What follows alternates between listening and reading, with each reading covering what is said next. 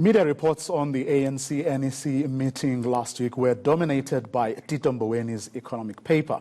But the ruling party also focused a great deal on the country's struggling municipalities and came up with far-reaching decisions on how to turn them around. Now, most municipalities are heavily indebted, unable to meet payments for services, and face power and water cuts. Now, Toile George is the CEO of the South African Local Government Association. He has been at the helm of the organization for close to 10 years now, isn't it? Yeah. Now, I was looking at the sort of raft of, we'll get into their detail in a second, but the decisions that the ANC NEC took, and I'm sure you've gone through them. What for you stands out in the list of decisions that were taken there? Well, good evening, Vuyo, and good evening to all ENCA viewers.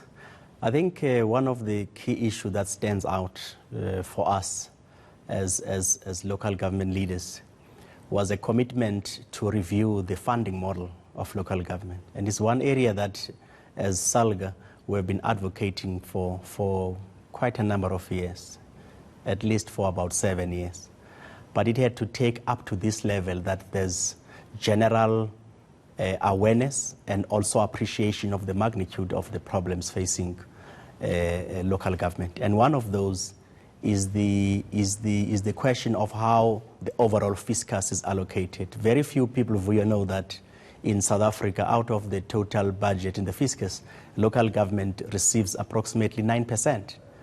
And you can juxtapose that with the significant scale of responsibilities that must be realized by the local sphere, especially when you have the triple challenges of inequality, underdevelopment, which besets many of our localities. So you've got, out of 257 municipalities, probably less than 150 who have a significant tax base.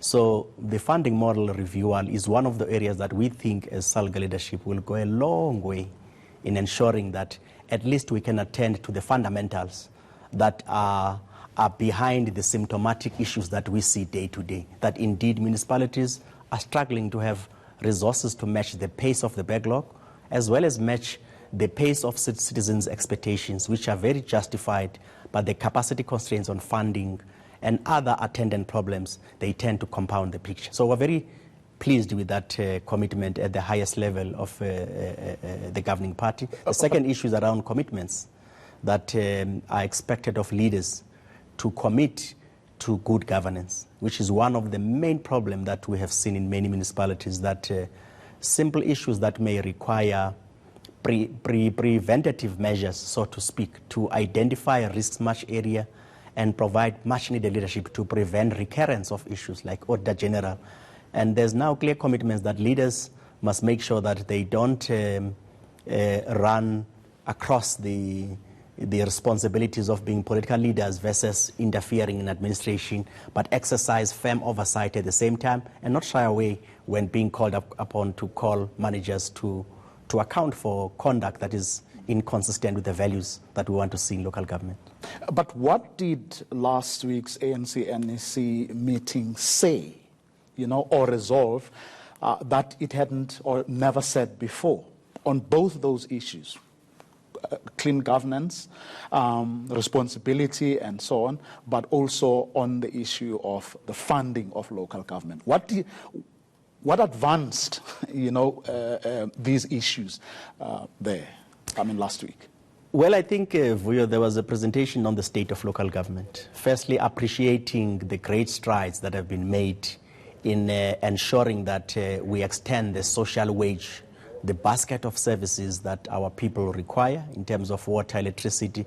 Tremendous progress is uncontested in our country, and the role played by municipalities. But these things, they tend to be understated, and you would have possible single-track narratives about, yeah, we hear that, but only 18 receive clean audits. But if you look at the total picture, municipalities have played a significant role. So your question is, what advanced?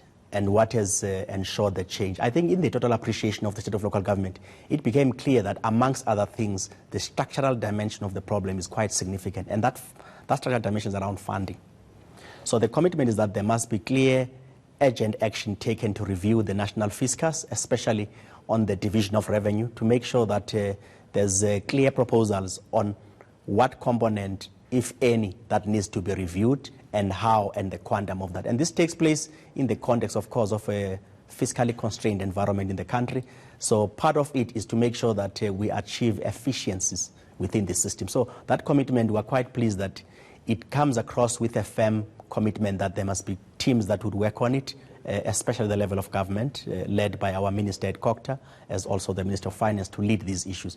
We have made firm proposals as SALGA, and we are reviewing certain components that we feel within the overall fiscus envelope there could be reprioritization, and we're quite pleased on that area. On the issues of leadership, again, there has been decisions before around the issue, as you say, but I think a clear commitment to make sure that at least the political players across the spectrum in municipalities must give space for administration to run administration, but at the same time be very close to monitoring, so that it's not misinterpreted that leaders are not expected to intervene when things go wrong. So we think that with clear directives across the board, there is likely to be a much more concrete action that will restore the image of local government, especially in areas where we feel that perceptions of corruption and realities of corruption, they need to be tackled head on, and there must be clear and unambiguous commitments from the mayors themselves to lead from the front. And I think as SALGA, we're very keen to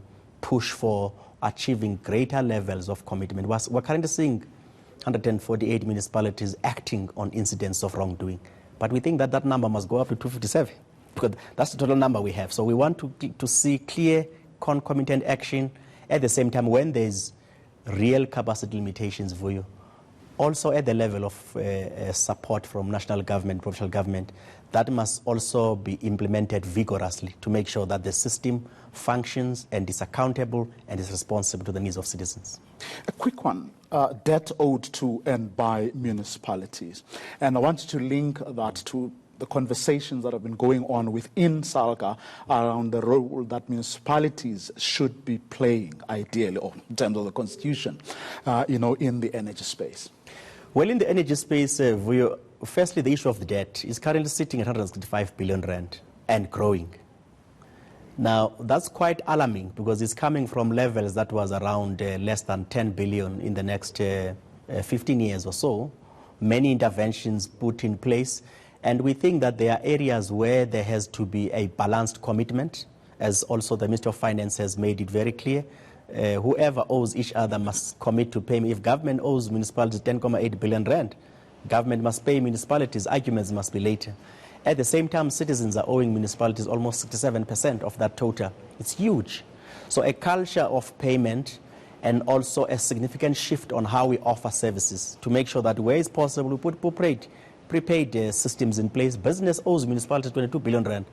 So most of these things are indefensible, so to speak. So we think that also municipalities, it also cripples them from meeting their service obligations on water boards and ESCOM. So our view is that the energy space, the direction in terms of rationalizing the space to make sure that there's creation of space for local government in the energy generation is going to go a long way in providing options to local government. So the integrated resource plan is creating components for municipalities to participate in the embedded generation. And we feel that the main commitment is to tackle the debt.